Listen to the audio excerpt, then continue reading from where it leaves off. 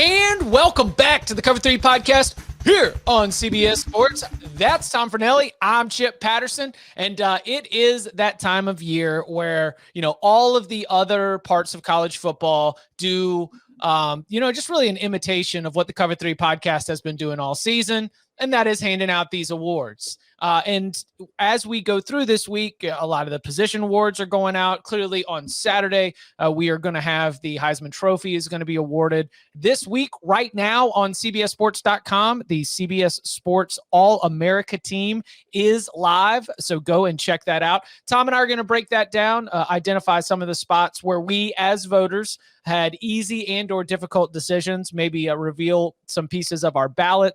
But first, to tackle some news and headlines from across college football. The first is Ohio State going defensive coordinator shopping after having Matt Barnes, not that Matt Barnes, as the play caller midway through the season or early season, really. Ryan Day is deciding to go and hire a new defensive coordinator, and he goes and he just gets simply one of the best defensive coordinators that we've seen in college football, not just this year, but really over the last 2 years, as Oklahoma State's success has been with a good, well-coached, veteran-led defense, though obviously we've got some younger players on that Cowboys defense that have really thrived this season. So Jim Knowles is going to be the new defensive coordinator at Ohio State. Feels like a rich get richer kind of a move on the assistant coaching carousel. I'm sorry to Oklahoma State fans. I mean, he's been a huge part of the reason why you were up in the top 10 and beating Oklahoma, but for the Buckeyes, what do you see in terms of Jim Knowles' arrival in Columbus? Well, you kind of touched on it. Like Danny and Bud aren't here, so I was joking around that we were going to talk, do a Champions League preview, but I didn't mean to bring this kind of comparison up right away. But transfer window, like how is this different to you than like the Premier League or any other? Like, the best teams in the country now are just sucking up everything that they want because they have more money than everybody else. So if you're a great coordinator somewhere and another, like a team competing for national title needs a coordinator, they're going to, grab you. If you're a head coach now, like that's the funniest thing. We've seen it in this coaching cycle where Notre Dame and Oklahoma are losing their coaches to other jobs, which is just like this strange kind of thing that you just don't typically see. And now I feel like Knowles is probably going to be the start of the same kind of movement on the coordinator front, where coordinators aren't like, not to say this is the first time this has ever happened, but in the past, it's like if Jim Knowles is leaving Oklahoma State, it's probably to become a head coach somewhere. Oh, sure. Now he's leaving. Like he was mentioned as a candidate for the Duke job, and now instead of leaving to become a head coach, he's just going to go be a defensive coordinator at Ohio State for a lot more money than what he's already getting.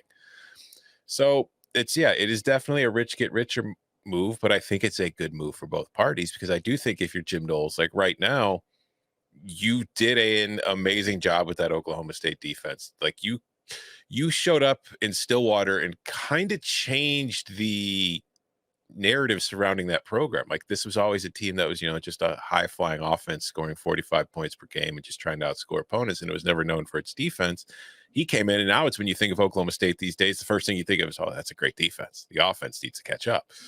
So it's good for him in that now he's going to Ohio State, and where he's going to be working just like he's had good players at Oklahoma State, but at Ohio State, he's going to have NFL players. He's going to be at a team recruiting NFL talent. And this means that if he's able to kind of turn around or improve an Ohio State defense that has been that team's Achilles heel for the last few years, he's still going to be in line for head coaching jobs, but he'll probably be in line for much bigger jobs than Duke.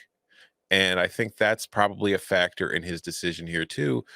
And I think that if you're Ohio State, this makes a ton of sense, not just because he improved Oklahoma State's defense, but it's how he improved it. Like he mostly runs a 4-2-5, which is pretty common these days, but Ohio State's biggest problem the last few years defensively, like at least as far as I've concerned that I've mentioned it, is like we talk about their secondary and it's not great, but a part of it has been just the lack of overall pass rush. Like this is a team that has had very good defensive linemen as far as recruiting ratings and talent and all that stuff. But since the Bosa's left, since Young left, they haven't really had a dominant pass rush. What did Oklahoma State lead the country in this year? Sacks. It was first in total sacks, it was first in sack rate, and it was fifth in pressure rate. I'm sure that played a huge part in Ryan Day looking at Jim Knowles and saying, that's the guy I want to get. And this is also Ryan Day's third defensive coordinator hire in 3 years. So clearly he understands it's a problem, and he's been trying to fix it for a while. I think they might have found the solution here, though. How do we look at Ryan Day as as someone who has to put together a staff? I think that's something that we brought up a lot on the Cover 3 podcast recently that is not part of the discussion that I've always had, but I've been, turned on to it. For example, like James Franklin clearly is good at identifying coaches who can go on to be successful. Is Anthony Poindexter official yet at Virginia? It is not, but all the wind seems to be blowing in the direction that it's probably only a matter of time. I think that would be 4. Joe Moorhead, Ricky Ronnie, Brent Pry, and Anthony Poindexter, former Penn State assistants that have gotten head coaching jobs. He's going to be losing both his defensive coordinators in the same coaching cycle. Hey, whatever, man. That bag still weighs the same. I think that is something that is interesting for Ryan Day, because here's what I do plus value for Ryan Day: game planning, play caller. Putting together an offense from a scheme perspective, and recruiting, specifically loading up a quarterback and a wide receiver room to be able to win.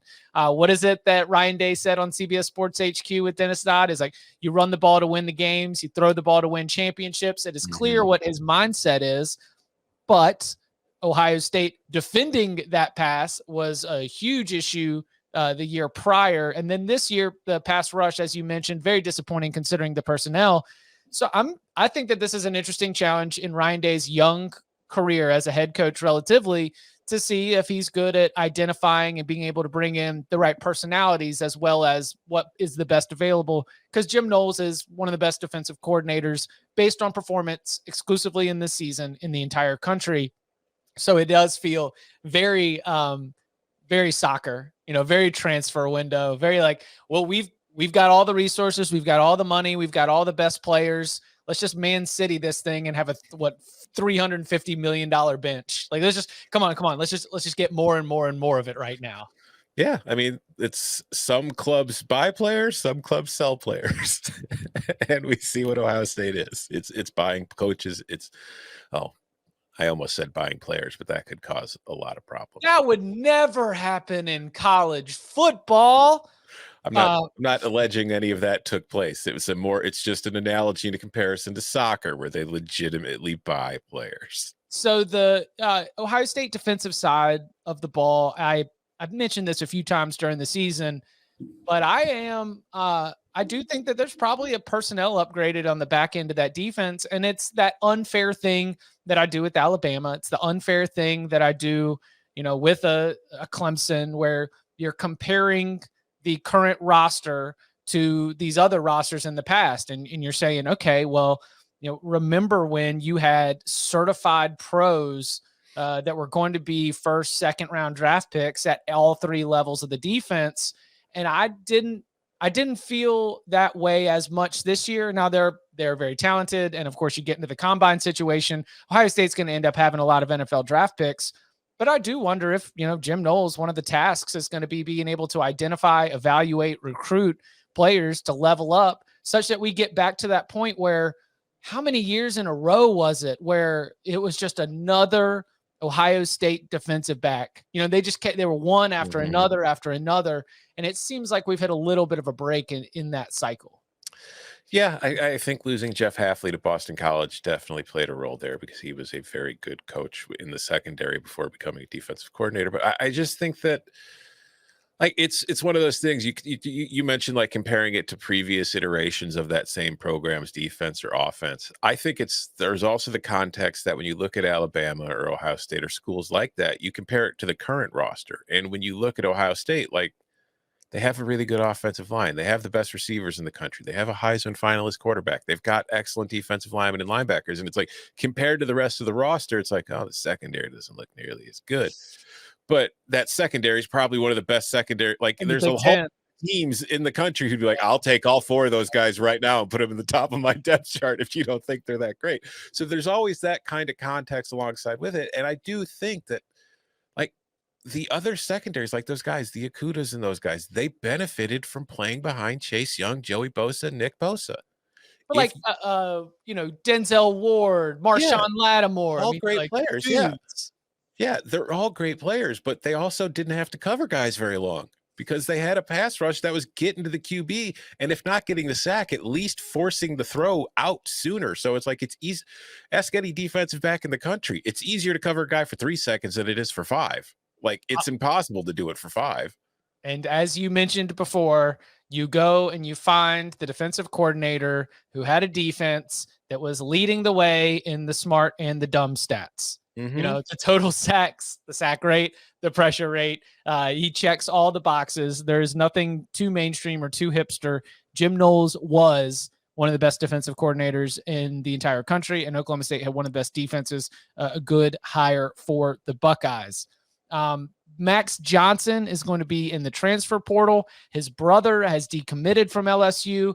We have this interesting part of the calendar where there's just going to be a lot of player movement anyway.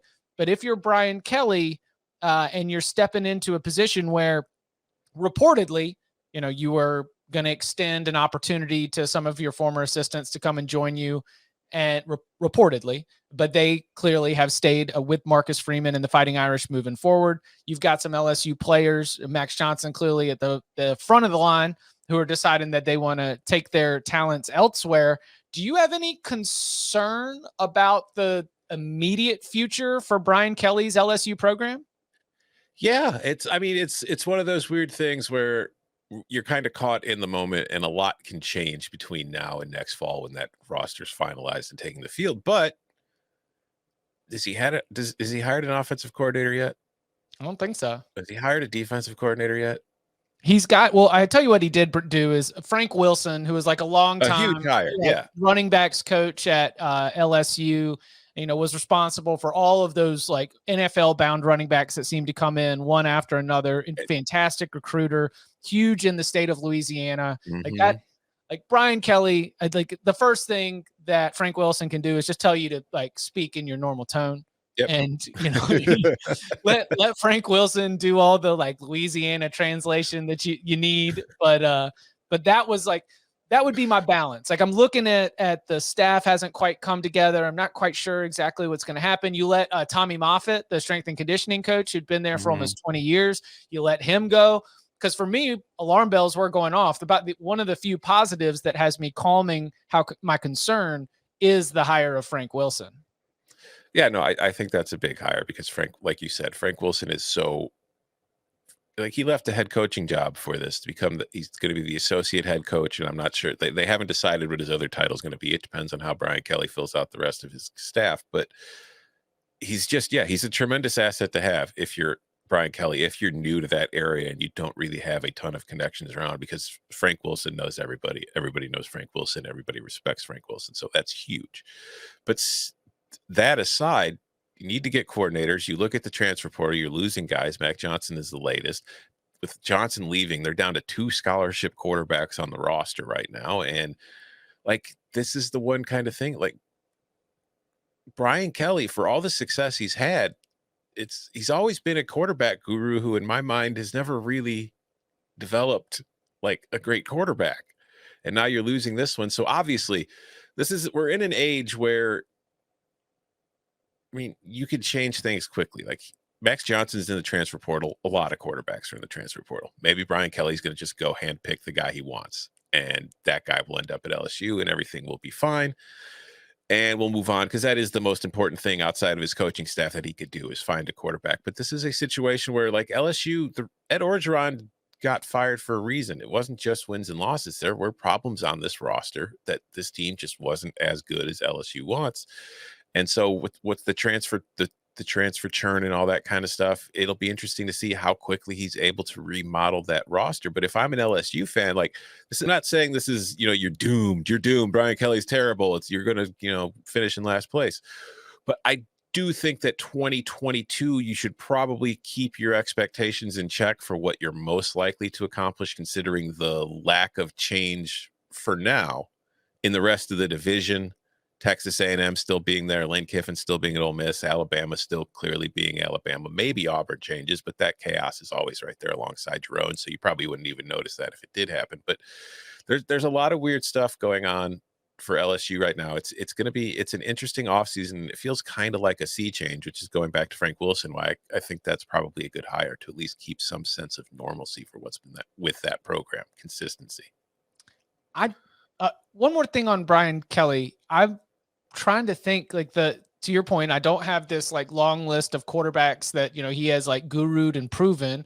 I do believe him to be a good football coach, and clearly having a hand in the offense is a big part of that. I mean, is it just do you think that his overall impact is probably a little bit more in the, idea of an offensive identity more than the like schematics or the technique of a quarterback? It's just a little bit more of having a good grasp of what we want to do and the path that we're going to take to do it.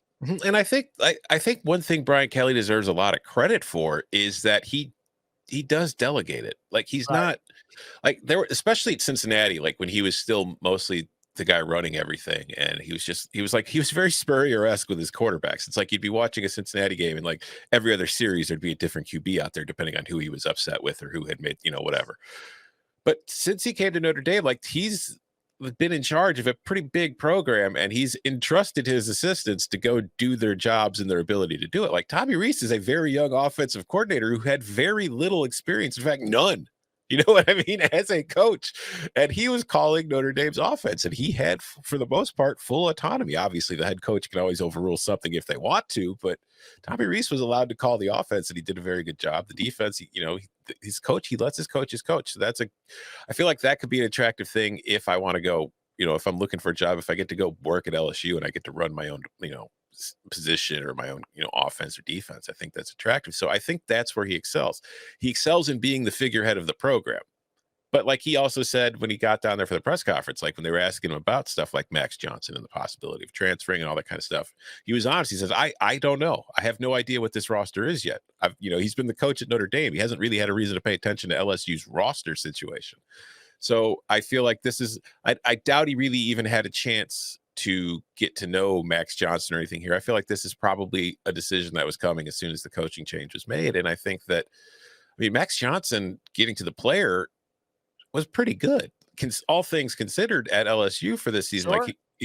Like he was accurate, took care of the football, didn't turn it over much, was playing behind a pretty shaky offensive line for most of the season, lost one of his top players in Keyshawn Boutte, which kind of impacted them. But overall, he's a solid quarterback. Like you watch him, he's very accurate on the shorter to intermediate stuff. The deep ball stuff, he's got, he's not great. He's naturally as a lefty. If you look at like his heat maps and all that kind of stuff, he's better throwing to the left, but that's expected. And I think that he's a guy who's not going to have trouble finding a home. In fact, I think we kind of can already figure out what the home's likely to be. Is it going to be Florida State? I think that's what everybody seems to believe. Yeah, I think that nice. There was 24/7 had a story up today about both him and his brother Jake Johnson, the 4-star tight end who decommitted from LSU yesterday too, are kind of, it's not done, but there's a lot of belief that it's kind of like they're going to both end up at Florida State. So I guess our Seminole brothers had to recuse themselves from spilling the beans. Yeah, but Bud and Danny didn't want to leak any inside info and get anybody in trouble. Probably. There's certainly nothing else going on in their lives. Also, one final note, like as I'm trying to like audit myself in real time as we record this, I should remember that Brian Kelly's time at Notre Dame include what I would consider the failed attempt to have Mike Sanford Jr. and Chip Long as successful offensive coordinators for the Fighting Irish. Mm-hmm. That impact, he's good at delegating, and maybe some of the results also had to do with that pre-Tommy Rees era. Yeah, Tommy Rees Tommy Rees is a good offensive coordinator. I'll just leave it there. And that's good for Marcus Freeman. Mm-hmm. Mm-hmm. Coming up on the other side, it is awards season. The CBS Sports All-America team is live. Tom and I are voters. We can discuss our ballots for that. You can check it out at cbssports.com. Tom and I are also voters for the Heisman Trophy. We cannot reveal our ballots there, but we can preview the Heisman Trophy award ceremony this weekend and discuss the picture, plus a couple of your questions from the big old bag of mail next. The CBS Sports All-America team is live on cbssports.com right now. You can go and check it out. The SEC and the Big Ten both dominate the list, combining for half of all of the selections. Real quickly, I'll just run down the first team. Bryce Young at quarterback, Kenneth Walker and Breece Hall are your running backs. Wide receivers, Jamison Williams from Alabama, David Bell from Purdue, Brock Bowers, the freshman from Georgia, getting the nod at tight end. Your offensive line, which, by the way, for our team, we do one center and then 4 offensive linemen rather than splitting by position. Tyler Linderbaum, Darian Kennard, Evan Neal, Ike Ekwonu, and Nicholas Petit-Frere on the offensive line. Defense, Aiden Hutchinson, Jordan Davis, Jermaine Johnson, DeMarvin Leal. The linebacker position, Will Anderson from Alabama, Nakobe Dean from Georgia, Devin Lloyd from Utah, Ahmad Sauce Gardner from Cincinnati at corner. Opposite him, Riley Moss. And then we do break up cornerbacks and safeties. Our safeties are Verone McKinley and Jaquan Brisker. At special teams, Jake Moody from Michigan gets our kicker. Matt Ariza from San Diego State at punter. Bam Knight from NC State at kick returner. Britton Covey at punt returner. And Marcus Jones, the talented return specialist from Houston, who also plays cornerback, gets our all-purpose nod. The unanimous selections, Kenneth Walker at the running back position, Tyler Linderbaum at center, Aiden Hutchinson on the defensive line, Will Anderson at linebacker, and Matt Ariza at the kick returner position. So as you looked at this ballot process, let's start with what were some of the easiest selections for you, and did they line up with the final team? The easiest selection was first team center. Tyler Linderbaum, no question about it. And then I put Lindstrom from Boston College as my number 2, and then it was easy. That was one of the easiest positions for me to figure out on the entire ballot. Yeah, no, that was, I would have bet any amount of money that our first team center was going to be unanimous, and it was going to be Linderbaum, because, I mean, it's not often you see centers get projected as like top 10 NFL draft picks, which to me seems wild, but he is that good. I mean, as far as overall, I feel like the most difficult position was receiver. In fact, I think that you and I should petition our editors from this point to have 3 receivers in the starting line for the first team and the second team instead of just 2, considering that's what most offenses do these days. But that was, yes. I mean, this, like, without a doubt, we should have 3. Only being able to list for the first and second team ballot, only being able to list 4 receivers was like, Jesus. I feel like it was more difficult than the Heisman.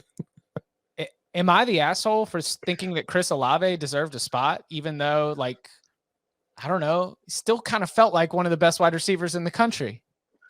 Yeah, but he didn't make my ballot. And that's like my 4 receivers were Jamison Williams, Jackson Smith-Njigba, Jordan Addison, and David Bell. Yeah.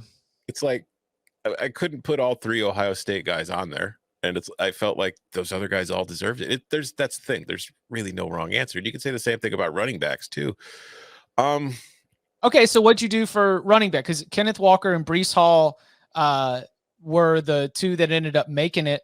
I had Sincere McCormick on there. I had Hassan Haskins on there. By the way, for the listeners, we got to pick 4 running backs and 4 wide receivers. And like Tom said, like, good luck trying to figure out, like, you might feel really good. Obviously, Kenneth Walker was a unanimous selection. He was my RB1. He was, everyone's pick, either at RB1 or RB2. But, I mean, Tyler Algier from BYU. Algier was on mine, yeah. Yeah. I did not include Hassan Haskins in mine. He was in the running, but him and Corum were splitting duties for most of the season, and he kind of finished strong. And, like that 5 touchdowns against Ohio State kind of really inflated the touchdown total there.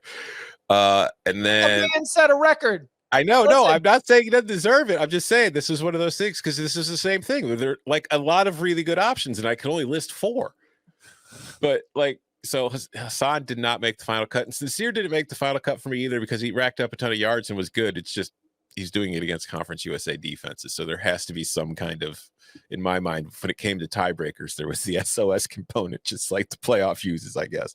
But I had Tyler Algier on there in the second team. I had Tyler Beatty from Mizzou on there as my second team. He really finished well for a team that was struggling, and he was doing it against SEC players. I did not have Brock Bowers as my tight end number 1. I didn't have him as my number 2. I had him in consideration for freshman of the year, but there was another freshman that I gave the nod to. Those awards are going to come out on Thursday, by the way. I had Isaiah Likely from Coastal Carolina and Jelani Woods from Virginia. That's my tight end 1 and tight end 2. I had Trey McBride from Colorado State as my tight end 1 and Bowers as tight end 2. It's a lot of, I mean, this is tough. Everyone talks about, and we're going to get to the Heisman discussion in a little bit, but you have to sit down and make some tough selections between very, very good players when you're filling out a ballot like this. Mm-hmm. And I made a decision that, I mean, this was partially, I knew this player was going to be first team because I knew everybody was going to put him on their first team, and I didn't put him on mine at all. Evan Neal. Me neither. I didn't put him. Okay. All right, you ready to hear my 1 through 6? Yeah, go for it. I'm bearing all. I'm ready to get ripped for this one. Darian Kennard, Thayer Munford, Zion Johnson from Boston College, Max Mitchell from Louisiana, Ike Ekwonu from NC State, Nicholas Petit-Frere from Ohio State. 2 from Ohio State, Kennard obviously from Kentucky, Zion Johnson, Ike Ekwonu, and then Max Mitchell from Louisiana. Ike Ekwonu, Darian Kennard, Zion Johnson, Nicholas Petit-Frere, Jackson Kirkland from Washington, and Daniel Falele from Minnesota. I don't know if we talk about Alabama's offensive line as being an issue for the entire season. I understand that Evan Neal as an individual is fantastic. And yes, you do have clips of Evan Neal putting some defenders on absolute skates. But if we are judging based on your performance this season, and I'm guilty of it too. I mean, we've been filling out these All-America ballots for more than a decade. Sometimes I do, especially on the offensive line, lean on a little bit more of like talent evaluation, who's better. But I feel more confident with this year, with this ballot, that I looked at those players that I put on there and I was like, no, I saw them individually make a difference in their team's success. Yeah. Like as a prospect, like, when Evan Neal goes in the top 10 of the draft next spring, I'm not going to question it because he is the best offensive lineman on Alabama's offensive line, and he is a tremendous talent and a tremendous prospect. I just didn't think his performance that season kind of lived up to the billing, and that could be because the rest of the line was not great, and he had to, put out a lot more fires on it. So that's one of the things that makes it more difficult to evaluate offensive linemen as individuals, because it really is a unit that works together 90% of the time. Very rarely are guys, just one-on-one situations like that. So like I said, he's good. He's a very good player. He's the best player on that offensive line. I just didn't think from what I saw. And, when I watch this stuff, that's where I focus. I watch the lines more than anything. He was not one of the 6 most impressive players on a regular basis that I saw all season long. I do think I may have, on the defensive line, made a mistake by not having DeMarvin Leal on there. That was one I looked at where I was like, I could have probably replaced Sam Williams from Ole Miss with DeMarvin Leal. Like I probably could have. Like Kayvon Thibodeau missed a lot of time. Like if I wanted to swap him out for DeMarvin Leal, that would have been fair. I feel like that was maybe a miss on my part. That was my choice for my 6th was Thibodeau or Leal. And they're both very, very, very, very, very good. Yeah. Thibodeau missed a bunch of time. Leal is very good. I went with Thibodeau just because I do think that he is, like, when he's on the field, that's the only thing the other offense cares about. You know what I mean? Yes. And he's never in the same place. He lines up all over the place. He does so many different things. Like, I think Kayvon Thibodeau is somebody who might be one of the first picks in the NFL draft. He's going to go on to the NFL, and he'll be considered a bust by some people because he's not like getting 15 sacks per season. And that's kind of what everybody expects from a pass rusher. To me, he's just a complete defensive player. Like he inside, outside, stand up, hand in the ground. Like it was a lot of creativity that they used once he was able to get back into full health, and it was wildly impressive. Yeah, he's like the kind of player who's never going to put up the ridiculous stats, but who's always going to be like probably one of the best players on his defense wherever he goes. But my 6 defensive linemen were Aiden Hutchinson, Jalen Carter, David Ajabo, Jordan Travis, Jermaine Johnson, and Kayvon Thibodeau. Again, another situation where it's like, well, no, that guy shouldn't be. It's like there's really hard to find a guy where you're like, no, they don't deserve a vote. Crap. Did I overshoot? Did I get over my skis with Karlaftis? No. Okay. All right. Karlaftis is again. It's there's a lot that's of really good players. That's another, like, numbers doesn't exactly always tie up to what I saw when I watched Purdue's defense play against some of the best teams in the country and watch him just be an absolute force. Everybody's lining up to get a chip on George Karlaftis. Like that's really the opposing offensive line's plan. It's like, all right, everybody hit that guy at least once per play. Yeah, man's getting triple teamed. Come on. I had Karlaftis, Hutchinson, DL1, no question about it. I had Jordan Davis, I had Jermaine Johnson, Kayvon Thibodeau, Sam Williams from Ole Miss. At the linebacker position, it was really, really easy for me to get to 4 without even blinking an eye. With Anderson, Nakobe Dean, David Ajabo, Devin Lloyd. My 5 and 6, I went with Leo Chenal from Wisconsin. And shout out to our Army-Navy watch party. Let's go, Andre Carter, outside linebacker from Army, converted safety, just lighting it up out here. So those were my 6. So you had Ajabo at linebacker. Yes. I had him on the defensive line. And this is another thing we need to address our editors about. We need edge position designations for All-American team. Because like that probably costs Ajabo and it's like if I'm voting him for defensive line and you're voting him for linebacker, that's costing him votes. So I've got a take here. You know whose fault it is? It's not Michigan's. Mine. Oh, okay. Michigan doesn't do a depth chart. Yeah. And that is where I go to check a lot of these position designations, is to go to your, game week depth chart. And when it's not there, I don't know, man. Mm-hmm. He was a linebacker. He was an outside linebacker some places. Anyway, edge would definitely be a spot where you would have him. Who'd you have in your linebacker group? My linebacker group was Will Anderson, Nakobe Dean, Leo Chenal from Wisconsin, Devin Lloyd from Utah, Damon Clark from LSU, and Nick Benito from Oklahoma.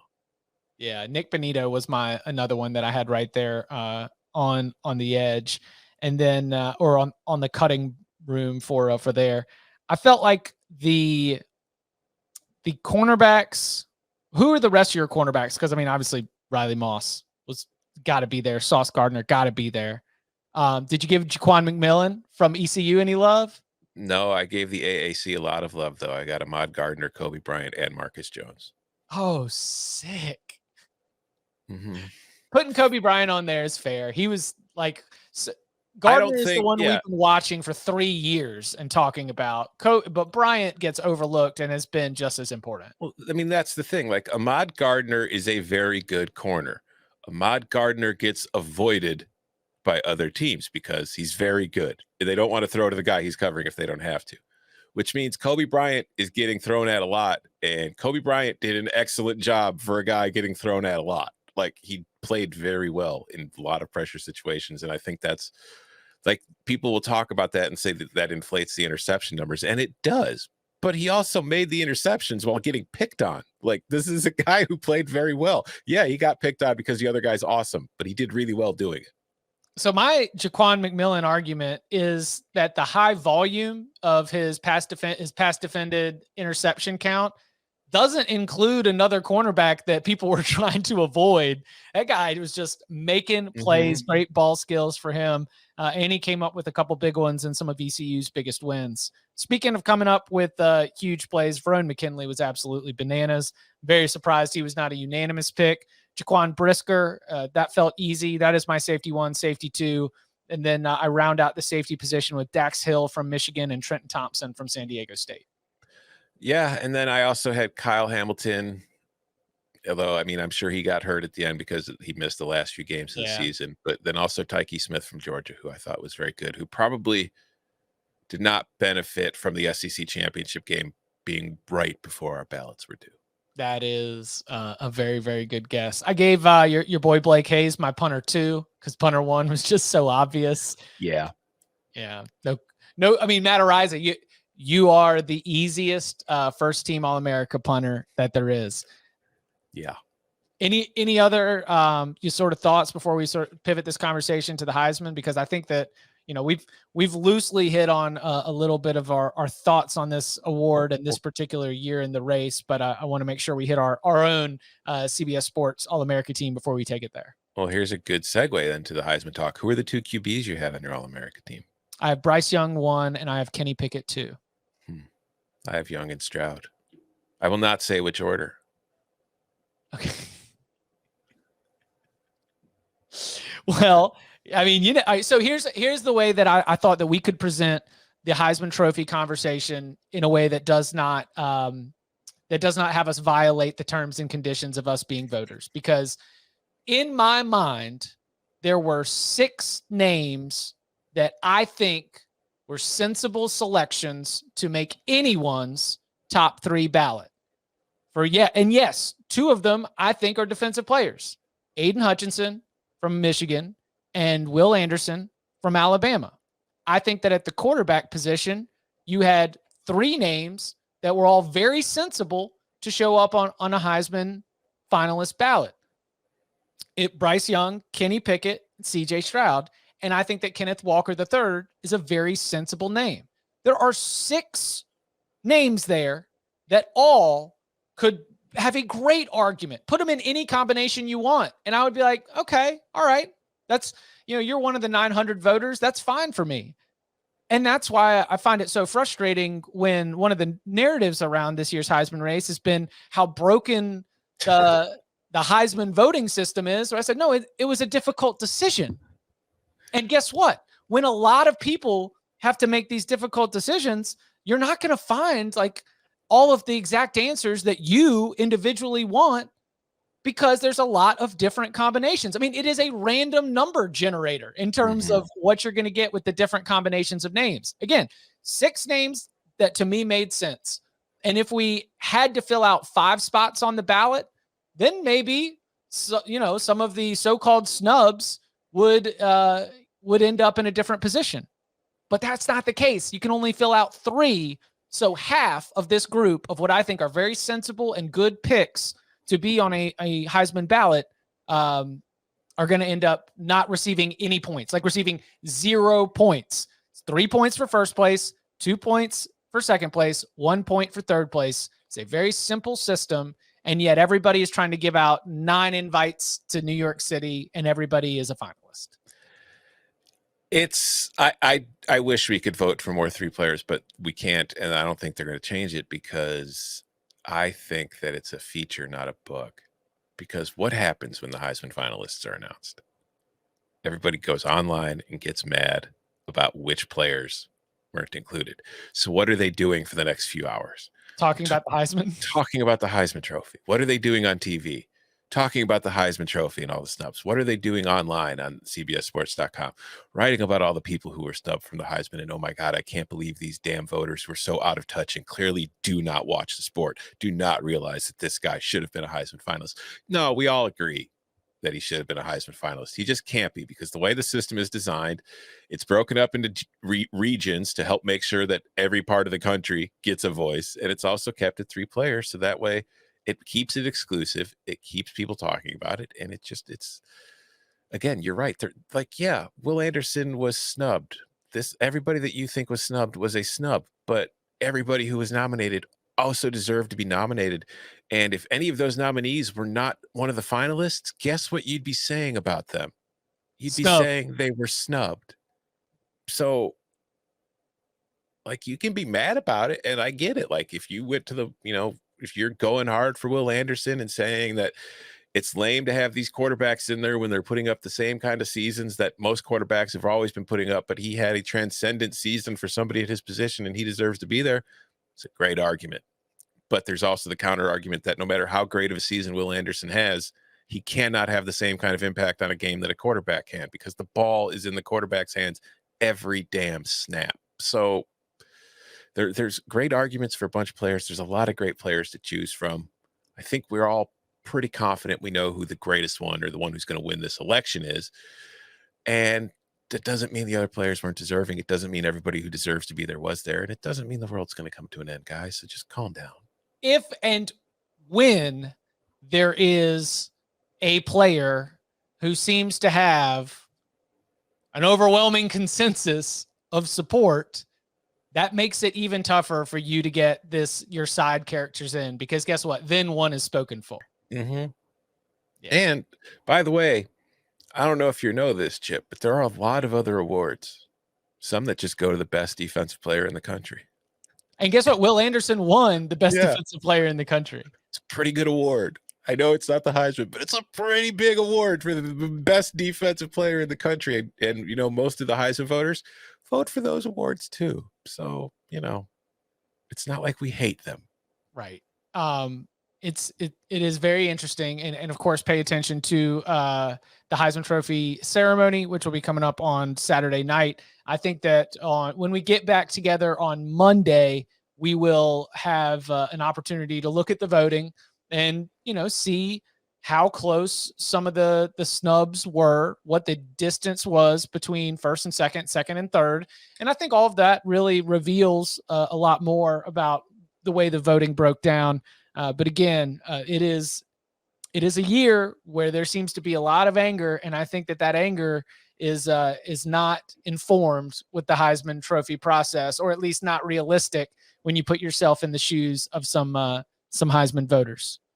But I will not reveal my ballot until we get back together on Monday. Also, we will include a little bit of a Heisman Trophy preview in our Army-Navy watch party, which you can watch at youtube.com/cover3. Tom and I will be with you throughout America's game. We will be joined by guests from the Army football family. We will be discussing what's going on the field, what's been going on with the Black Knights this year. Very, very excited about that. Again, youtube.com/cover3 is where you will be able to find our Army-Navy watch party. It is the first Cover 3 watch party that is official.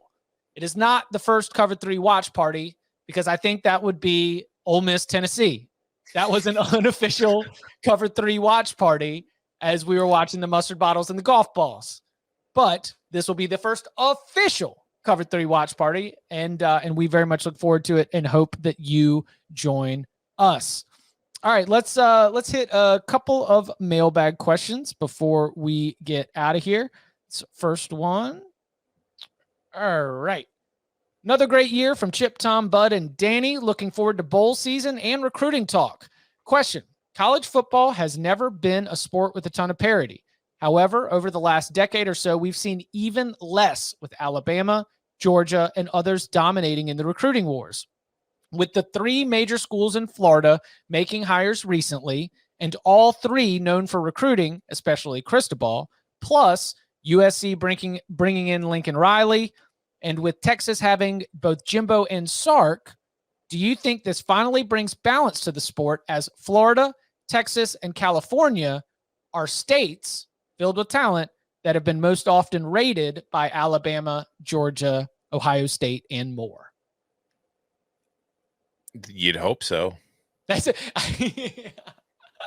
Like it's really hard to know. I that's what you want, because I do think that it's not necessarily parity. Like, there's never going to be 10, 12 programs that are legitimate national title contenders, even when they expand the playoff and they've got, you know, an extra field.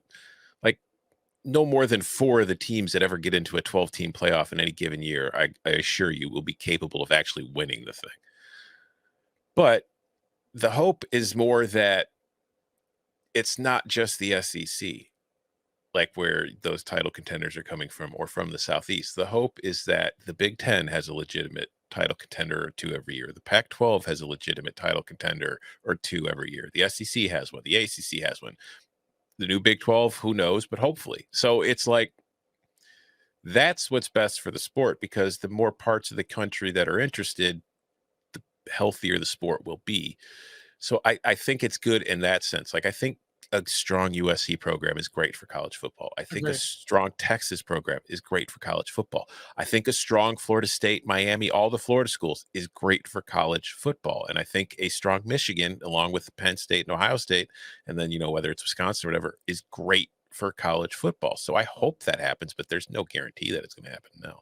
I think that it just simply, on a base level of emotion, makes it more fun, because no conversation is more filled with anger and disappointment than one of these schools from California, Texas, and Florida falling short of expectations and also losing their recruits to other programs. When Ohio State opened up that pipeline to Texas, as Alabama's always gone into Texas. But when we started to see all of those Texas recruits go elsewhere, when what is it? Isn't CJ Stroud from California too? Isn't it Bryce Young, CJ Stroud, and DJ Uyunglele? Yeah.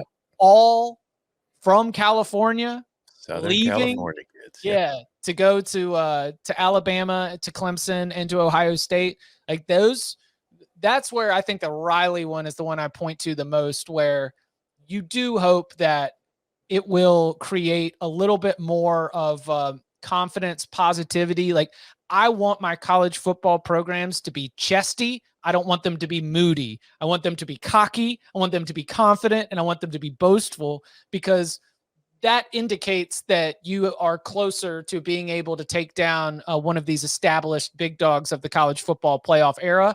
And it's just very difficult to generate that kind of confidence when you are losing on the recruiting trail to some of these other teams and falling short on the field. Like, at least Texas A&M, to me, got it started on the recruiting trail. Jimbo showed up, and they were already recruiting at a pretty high level under Sumlin, but he was like, no, we're going top 5 type classes. Then you finish number 5 in the college football playoff rankings. Then you beat Alabama. Like, those are the levels that you see where I would argue that A&M is 2 seasons ahead of the schools in Florida that were just mentioned, where A&M is going to be ahead of where USC is. USC probably starts competing for Pac-12 championships right away because they already were under Clay Helton, but the national championship conversation is probably 2 to 3 seasons away. Yeah. And like you said, USC has an easier path to that. So it's like Texas A&M might be a few years ahead, but Texas A&M still has to get through Alabama. And as we've seen in the SEC, like, that seems to be pretty difficult for everybody involved. 100%. All right. This next question, hitting close to home. Subject line, Duke? ? Duke? Love the pod. Is there any good reason Duke shouldn't hire Jeff Monken? He even said he'd run an offense similar to Jamie Chadwell, or are they just being difficult and hard-headed? No, they should hire Jeff Monken, and they shouldn't hire an offense similar to Jamie Chadwell. They should just run a straight-up option offense. Damn it, that's what I want to see. No, I think Duke is the kind of place where Monken would work, but I don't think they're being stubborn about it. I think that there's a couple good options available to him. Like, Tony Elliott's a good option if he wants the job. Mike Elko is a good option. These are guys who are not just good coaches, but kind of fit the culture of Duke. Like, Tony Elliott, I think he's got like an engineering degree. He's not just a football guy. He's a brainiac guy who coaches football. And then Elko went to Penn? I know he went somewhere in the Ivy League. So, like, these are all smart guys who understand what Duke is as a school and like what the kind of culture is around that. And they're also very good football coaches. So they make a ton of sense as hires, as would Jeff Monken, if you want to run the option because you feel like that's what you could do. But we've seen, like, David Cutcliffe got that team to a damn New Year's Six Bowl. Or was it a New Year's Six Bowl at the time? No. But it would be soon. It wasn't, but it was against Johnny Manziel and Texas A&M. It was not part of the, like, BCS rotation, but it felt big at the time. Yeah. So, I mean, I've long been an advocate for more teams running the option, and I will be thrilled if it happens. And I was happy to see when I was reading about this search yesterday that Monken was an option and somebody that they've considered and have been considering. But I think that if you're Duke, you don't have to do it. I think it could be smart though. So my first thought when the Jason Garrett name was kind of floated out there. I don't really want to. Oh, I thought that was going to be not smoke, but with the hindsight, I believe that the reasons that Dabo Swinney's name was linked to Oklahoma because Oklahoma was reaching out to talk to Dabo about Brent Venables, and the game of telephone mixed up. Like, they're reaching out to Dabo. Yeah.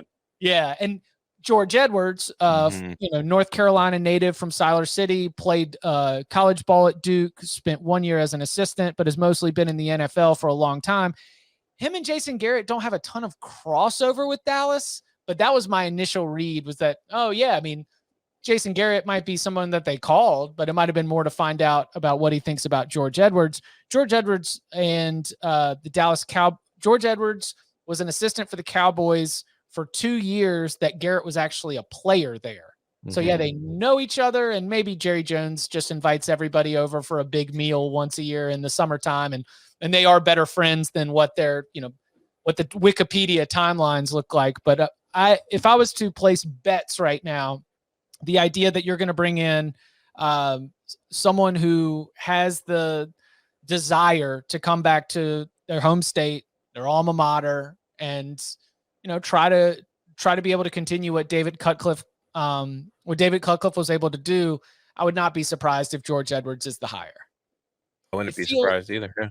It feels like the Anthony Poindexter hire at UVA too, where you're going with someone who's going to understand the community and going to be able to assimilate into the expectations, as opposed to, as I've said this with the hire of Brent Venables in Oklahoma, as opposed to hiring the autocrat who's going to fire everybody and try to just do everything themselves. That's a decision that normally is because you've spent too much money on a coach, that they're going to come in and want to be able to turn everything upside down. And with so much that has worked at Duke, I would imagine that whoever they hire is probably going to try to keep things moving in a positive direction. So I would be surprised if it's not, let's see, George Edwards, Tony Elliott, Mike Elko, Jeff Monken. I think that's your 4. Yeah, I don't think it'll be Jason Garrett. I think that's I don't know if it's a connection to the Cowboys as much as it's just he doesn't have a job. And it's hard to imagine he's going to get an NFL gig next year. So maybe, he's an Ivy Leaguer too. So maybe that's part of the appeal for him of the Duke job. Nerds. Yeah. If you are a nerd who happens to like football, put in an application for the Duke job. There is some photo on, USA Today Sports Images, Getty, I don't know who, but it's Jason Garrett and Tony Romo at a Duke basketball game. And boy, that's all you need to be able to have the good photo for the Google search for Jason Garrett Duke. It's just right there. It's like, oh, look, he's already wearing a Duke shirt. Perfect. Let's bring the clapper in. And Jason's like, Tony, you think I should take the Duke job? And he's like, I don't know, Jason. Oh, man. All right. We will be back with you on Thursday. 1 hour and 20 minutes of Army Navy locks. No, I'm just kidding. We will be doing our locks for Army Navy, as well as hitting some more news and notes, expectations for what's to come here in the next week or so of college football. Before we get the bowl season started, as of right now, our plan is to split up our bowl locks into 3 weeks in a row, looking ahead to the weekend as well as the early week games. So be sure to keep your calendar scheduled. And you know what? If you just subscribe to the Cover 3 podcast on YouTube, youtube.com/cover3, smash that bell for notifications, then every time we go live, every time that we post a new video. If you subscribe to the audio product and you turn notifications on, you get an alert every single time that we've got a new episode out. So make sure you go and do that. You can follow him on Twitter at Tom Fernelli. You can follow me at Chip_Patterson. Tom, thank you very much. A fun, long fact for our listeners who made it this long that I just discovered looking up Jason Garrett. Sorry, I'm not just saying thank you. He has 7 brothers and sisters who are named John, Judd, Jennifer, Jim, Janine, Jane, and Jill. His parents, Jim and Jane. Amazing. It's a lot of J's. Do you think that I would get in? I was thinking about going George Foreman for punt 2 and just punt junior, call him PJ. Full name George Foreman Grill Patterson. It's a great name. Let's go ahead and get the monograms ready. Parker, smock it up. Tom, thank you very much. Thank you.